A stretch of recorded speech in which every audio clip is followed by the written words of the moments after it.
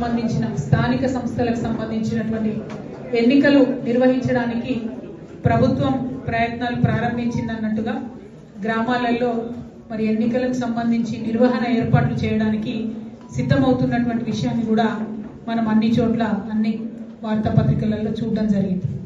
మరి వాళ్ళ స్థానిక సంస్థల ఎన్నికలు పెడుతుంది ప్రభుత్వం అంటే ప్రధానమైనటువంటి డిమాండ్గా ఉన్నటువంటి బీసీలకు సంబంధించిన అంశం ఏదైతే ఉందో దాన్ని స్పష్టత ఇవ్వకుండా కాంగ్రెస్ ప్రభుత్వం ముందుకెళ్లడానికి వీల్లేదని చెప్పి ఇప్పటి వరకు బీసీ సంఘాలకు సంబంధించినటువంటి ప్రతినిధులందరం కూడా కూర్చొని చర్చించడం జరిగింది. మరి కాంగ్రెస్ పార్టీ కామారెడ్డిలో డిక్లరేషన్ ఇచ్చింది. ఏమని? బీసీలకు సంబంధించినటువంటి అనేక అంశాలతో పాటు స్థానిక సంస్థల్లో 42% బీసీలకు రిజర్వేషన్ ఇస్తామని చెప్పడం జరిగింది.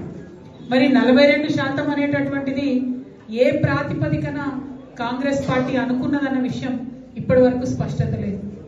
మరి బీసీల జనాభా 42% అని లెక్క కట్టే కన్నా ముందే వాళ్ళకి ఎట్లా తెలిసిందన్నటువంటి విషయంలో స్పష్టత లేదు.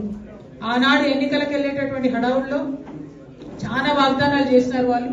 అందులో ఇది కూడా ఒకటి వాళ్ళు చేయడం జరిగింది. ఇవాళ మరి 42% అంటే ప్రతి ఒక్కరం కూడా ఆలోచిస్తూ ఉంటే బీసీ జనాభా సగానికన్నా ఎక్కువ ఉందని రమారమి మనం చెప్తా ఉంటాం. అంటే అది 50% కావచ్చు, 60% కావచ్చు, ఇంకా ఎక్కువ ఉండొచ్చు. ఎంత ఉన్నది అన్నది ఎవరికి తెలియనటువంటి విషయం. కానీ 42% అని కాంగ్రెస్ పార్టీ ఎట్లా చెప్పింది అన్నది ఇప్పటి వరకు ఎవరికి అంతుపట్టని విషయం. సరే చెప్తే చెప్పారు, కానీ మరి ఆ 42% కూడా ఇవ్వకుండా మీరు ఎన్నికలకు పోయే ప్రయత్నం చేస్తున్నారా?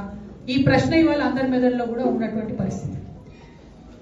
మేము తెలంగాణ జాగృతి నుండి గత సంవత్సర కాలంగా బీసీలకు సంబంధించినటువంటి అనేక అంశాలను ముందుకు తీసుకొని వెళ్తా ఉన్నాం. అసెంబ్లీలో పూలే విగ్రహాన్ని పెట్టాలనేటటువంటి డిమాండ్ మేము తీసుకున్నాం. అదేవిధంగా 20,000 కోట్లు బీసీలకు బడ్జెట్ ఇస్తామని చెప్పారు. మరి 3 సార్లు అసెంబ్లీ జరిగింది, బీసీలకు మాత్రం 20,000 కోట్లు పెట్టలేదు. మరి ఇప్పుడు స్థానిక సంస్థలు దగ్గరికి వచ్చినాయి, 42% ఇస్తా అన్నది ఇవ్వకుండా ముందుకు వెళ్లే ప్రయత్నం మాకు అర్థమవుతా ఉన్నది. కాబట్టి ఇవాళ ప్రశ్నిస్తా ఉన్నాం, మీరు ఎట్టి పరిస్థితుల్లో కూడా మీరు చెప్పినట్టుగా 42% ఇవ్వకుండా ముందుకు వెళ్లే ప్రసక్తే లేదు. మిమ్మల్ని మేము వెళ్ళనీయం.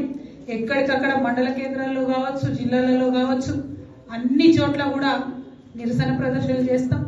మీరు 42% కాకుండా బీసీల వాటా మాట్లాడకుండా ఎన్నికలకు వెళ్తే మాత్రం కార్యాచరణ చాలా స్పష్టంగా, చాలా షార్ప్గా, పెద్ద ఎత్తున రియాక్షన్ ఉంటుందని చెప్పి ఈ సందర్భంగా ప్రభుత్వాన్ని మేము తెలియజేస్తా ఉన్నాం.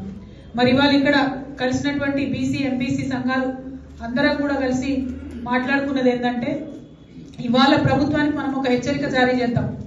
మీరు చేసేటటువంటి ప్రయత్నం బీసీ డెడికేటెడ్ కమిషన్ నివేదిక ఇచ్చిన తర్వాత మాత్రమే, బీసీ జనాభా ఎంతుందో తెలంగాణ ప్రజలకు చెప్పినాక మాత్రమే, దాని మీద మీరు ఎట్లా ముందుకు పోతారనే స్పష్టత ఇచ్చిన తర్వాత మాత్రమే మీరు ఎన్నికల గురించి ఆలోచన చేయాలి.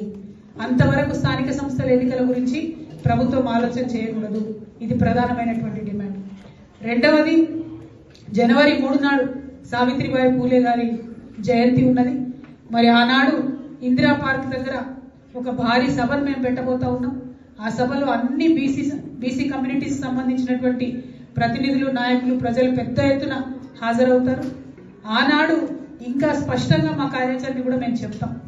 బీసీ డెడికేటెడ్ కమిషన్ కి సంబంధించిన సమయం 30వ తారీఖు నాడు అయిపోతా ఉన్నది.